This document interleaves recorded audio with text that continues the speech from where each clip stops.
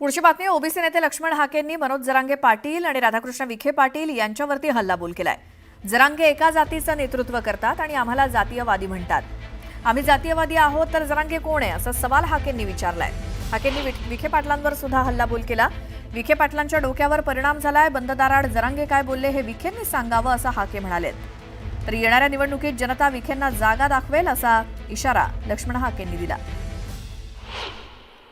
Sir, ठिकठिकाणी जे आहे ते ओबीसीचे मोर्चे काढले जात आहेत।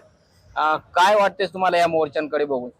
जोपर्यंत 2 सप्टेंबरचा ओबीसीचं आरक्षण संपवणारा गव्हर्नमेंट रेझोल्युशन रद्द होत नाही तोपर्यंत महाराष्ट्रामध्ये प्रत्येक जिल्ह्याच्या ठिकाणी तालुक्याच्या ठिकाणी हे मोर्चे निघणार आहेत।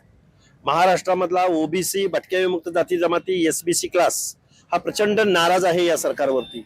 विशेष करून या सरकारमधले अनेक मंत्री आमदार खासदार हे ओबीसीच्या प्रश्नावर बोलायला तयार नाहीत। त्यामुळे आज जालना जिल्ह्यातल्या परतूर मंठा परिसरामधील सर्व ओबीसी विजयंती बांधवांनी या मोर्चाचं आयोजन केलेलं आहे। आमचे रामप्रसाद थोरात त्याचं नेतृत्व करतायत आणि या परिसरामधल्या सर्व लोकांच्या वतीनं आज रॅली होईल आणि परत त्याचा महाएल्गार सभेमध्ये रूपांतर होईल। आपण जर बघितलं तर या मोर्चावर जरांगे पाटलांनी टीका करत जातीवाद्यांचे मोर्चे आहेत हे सगळे। मग आम्ही जातीवाद्यांचे तर हा कोणच आहे? आम्ही महाराष्ट्रामधल्या 450हून जाती उपजाती ओबीसी मधल्या जाती जमाती आमचा क्लास आहे। आम्ही जातीसाठी भांडत नाही आहोत, आम्ही ओबीसीच्या आरक्षणासाठी भांडत आहोत।